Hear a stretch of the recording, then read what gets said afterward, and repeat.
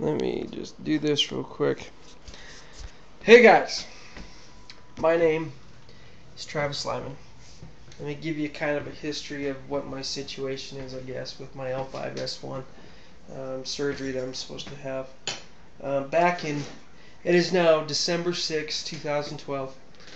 Back in the spring of 2005, I think it was early February, me and my buddies went snowboarding, and I hurt my back snowboarding. I landed on a stump that was about 4 inches round, about that big around, that was underneath the snow about this far that I did not see. I used to go snowboarding about 30 to 35 times a year because the retailer that I worked for, I would get free season passes to 2 or more different resorts. But anyways, I hurt my back. I actually drove home. Didn't think anything of it. I just thought I hurt my back. I laid there for 20 minutes. Some skiers stopped and wanted to know if I was okay. And my coat was ripped. My back was really red. Wasn't black or bruised or anything. I thought that I was okay. So I actually snowboarded the rest of the way down on the catwalk, about a half a mile down to the lodge, and waited for my buddies to make another run so we could leave. I ended up driving myself home, went home, and the next, I think it was 2 days later, I went to the chiropractor. The chiropractor took some x-rays and said that he couldn't touch me because I had a fracture. So, anyway, so I started going to a specialist, to a doctor. I had to get a referral. I couldn't work. I therefore was on welfare and was on Medicaid, and life was not looking good back in 2005. I battled through that. I battled through physical therapy, injections. Opted to not have the surgery that time because I thought that I could live through the pain and just, move on with my life and not let it hold me back. At that time, I was, barely 30 years old, and thought that, I was 28, 29 years old, and thought that I'm not going to have back surgery. I'm in my 20s. So, anyways, I worked through that. I went back to work. The first job I got back was a construction job because I wanted to prove to the world that I was fine. So, I started working for my buddy's dad and moved on to different various, retail organizations and companies, and then I started, went into the assisted living facility. Being a building administrator there, and then I went back to retail, and then currently I've retailed. I've worked in 4 different stores in the last 3.5 years for this company. They've been really good to me. I'm actually working from home right now. And there was times where I'm an avid. I guess I went from snowboarding to riding 4-wheelers. I still snowboard every once in a while. It's been a couple years since I've been because of my injuries. But I've hurt myself a couple times on the 4-wheeler. In fact, there was one incident where I actually bucked myself off doing a wheelie and hit a stump. I'm telling you, stumps are not my friend. But anyway, so I decided to go help open this new store for this company. It's in St. George, Utah. I live out of a small city outside of Idaho Falls, Idaho. So I go down to this St. George store, help with the setup, work there for 3 days, work like 12 to 13 hour days, just setting up, and I guess I just overdid it because on the 4th day I was really, really sore, probably one of the sorest days I've ever had since I hurt my back. But trying to push through it, I guess I just overexerted myself. Picked up my gloves, tried to put them in my back pocket, missed my back pocket, turned around, bent over, standing on one leg, leaned over to pick them up, and I felt something pop. And it just killed me, dropped me to my knees. I couldn't do anything. It took me a while to even get to my feet, and then even so, I couldn't deal with the pain. So my boss took me home the next day. They wanted to do workman's comp on it. It's a pre-existing injury. Workman's comp. My company did a claim on it, just trying to help me out. It didn't go through. So ever since then, since September 4th, I've been home, back here at home, which has been nice because I was actually working out of town quite a bit. And I've got to spend a lot of time with my family. Of course, the pain has gradually not, all of a sudden spiked, but it's gradually gotten worse. My mobility is up and down. The first couple weeks I was home, I could barely move. I find that the more I move around, the better off I am. But if I move around too much, the worse off I am. So it's kind of a catch-22. I just have to kind of try to be careful and do the best that I can. So it is now December 6th. I started seeing a new doctor actually a year and a half ago for my pain management program. I went to him. He's a great doctor.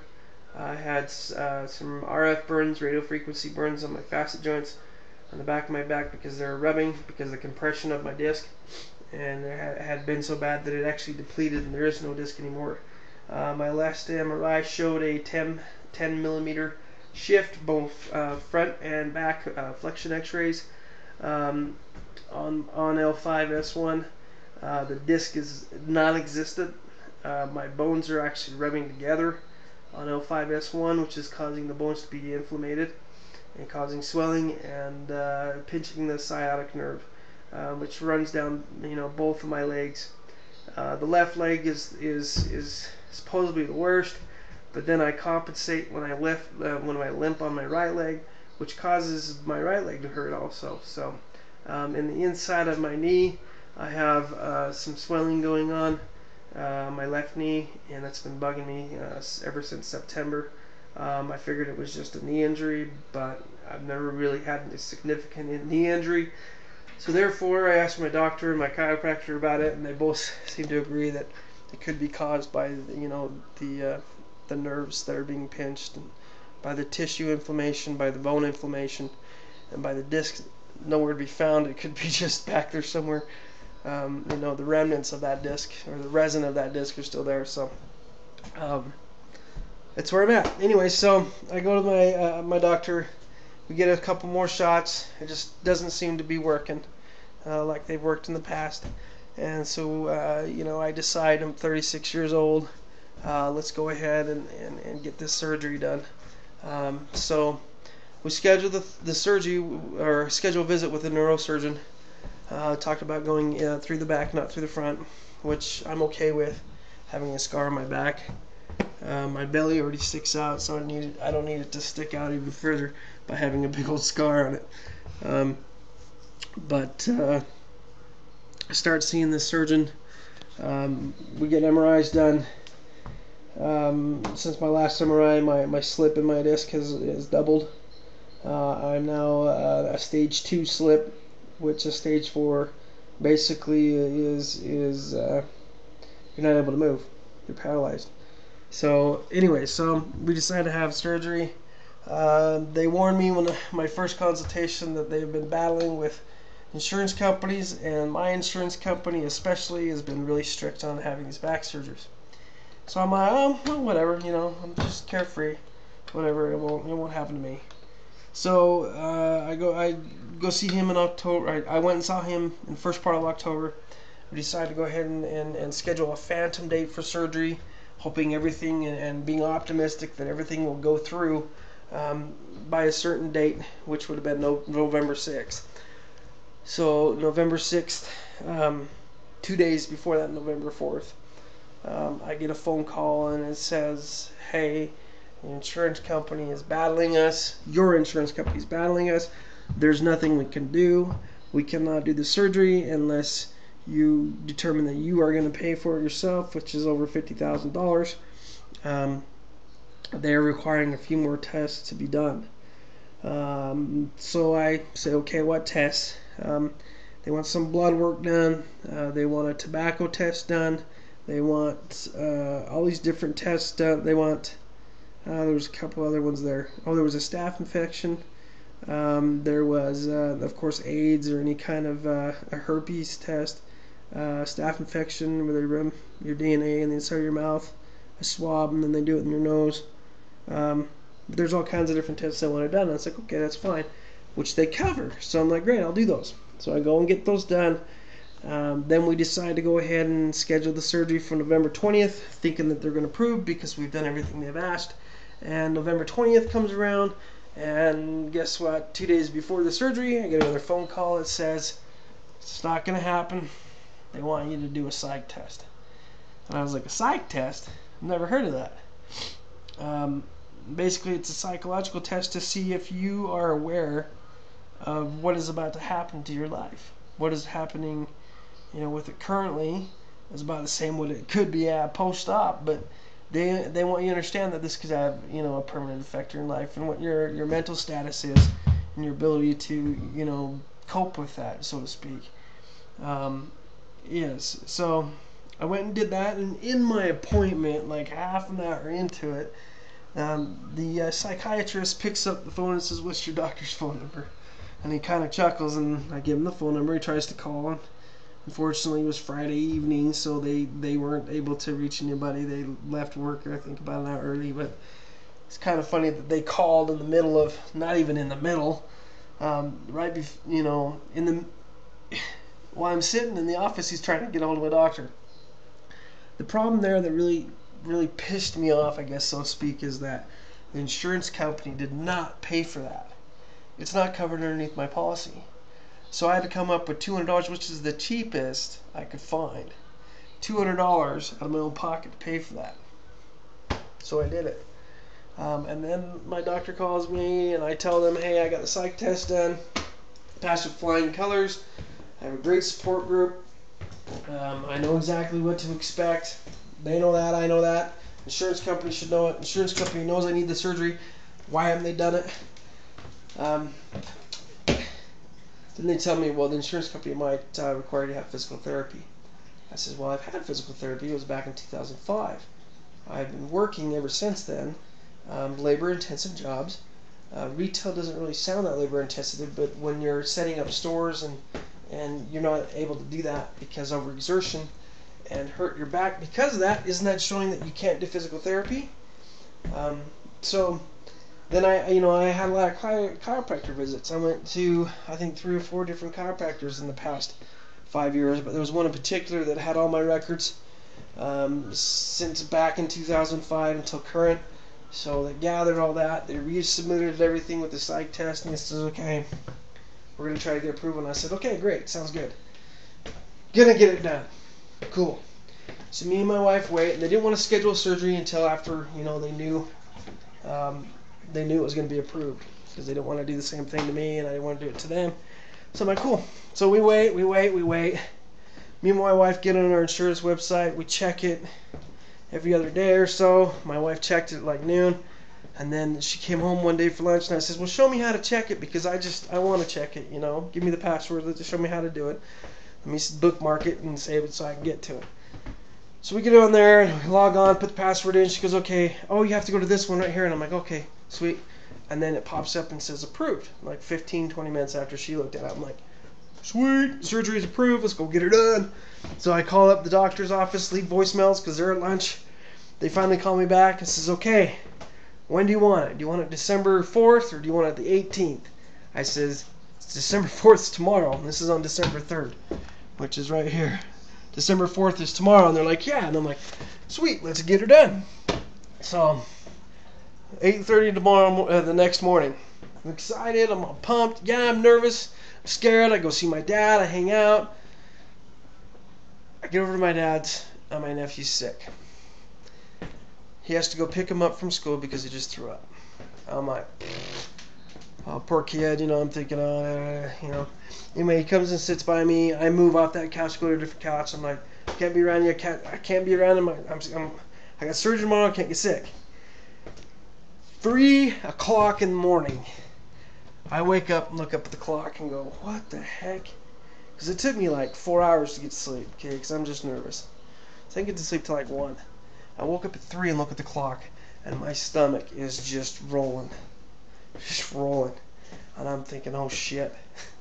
What the hell is wrong with me? I get up, I walk upstairs, and I throw up, okay, and have diarrhea. Same time. Not fun. Anybody who's ever had diarrhea and throw up at the same time, it is not fun, because you can't control both of them at the same time. Okay, I know it's kind of gross, I know, but it's kind of funny to me. Okay, and my wife thought it was pretty funny too. Actually, she didn't, but I actually cleaned it up before she found out. So at 3 o'clock, I throw up. I'm like, yeah, that's got to be anxiety, and I just got a case of the shits. You know what I mean? I'm all right. I'm fine. 4:30 in the morning, I go back downstairs. I lay down like 3:15. Actually, I took a shower. Going back downstairs, I lay down.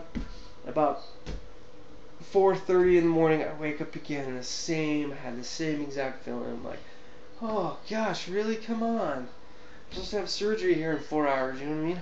How's this gonna happen? So I go in, and I don't really throw up, but I dry heave, but I have the shits again. So, anyways, I ended up throwing one pair of underwear away. The other one luckily had a hole in the back of my underwear that was already worn. So there was no mess on the underwear, but when I turned around on the bathroom floor, of course there was a mess. So anyways, there was some comedy in all this. So I'm sicker than shit, okay? I wake up in the morning, my daughters are getting ready for school. I come down, I'm trying to get up, I'm like dragging ass. We gotta drive 45 minutes to where the hospital is to have the surgery because it's south of here.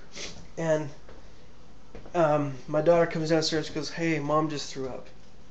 I'm like, what? It's 6:30 in the morning. Yeah, mom just threw up. I'm like, oh crap, it is legit. We are sick. Okay, well, let's get ready. So we get ready. I'm thinking nothing's going to stop me. But on the way down there, you got 45 minutes to sit there and think about what's going to happen in the surgery, how much you're going to be in pain, how long it's going to take to heal. The first thing that pops in my head is this, dude, I'm sick. And if this makes it worse, or it makes it have some kind of threat to my health because I'm sick by having this, I better let the doctor know. I've been honest through the whole thing, the whole process, not only to my doctors, to my employer, to everybody. There's nothing to hide. My conscience is clear. I need to be 100% honest. So I waited 3 months to the day to have this surgery, and I'm finally getting it, and I'm sicker than shit. I walk into the hospital. I go into the hospital room. They says, okay, go ahead and undress fully and put that gown on. And I say, hey, I need to let you guys know something. I say it to the nurse. I say, I threw up twice last night, and I have a bad case of diarrhea. I don't know if that affects anything, but I thought I should let you guys know. My wife is sick too. We're both here. Does that affect me having the surgery or not? She says, well, hang on just a second. Don't do anything.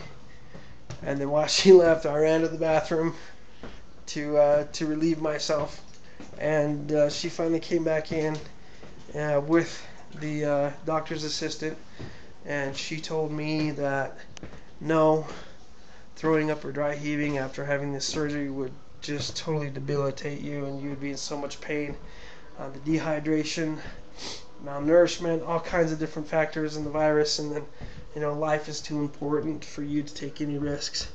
And they just apologized, and I looked over at my wife, and of course it just crushed her, and it crushed me too, but there's nothing I could do. So now we are planning on surgery on December 12th, which is, I don't know if it's on the calendar or not, but December 12th is Wednesday. Today is Thursday.